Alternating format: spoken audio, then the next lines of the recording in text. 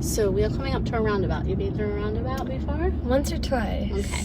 So let's play the roundabout a little bit. So we'll start with a left turn. So as we approach, you always have to yield to anyone already in it.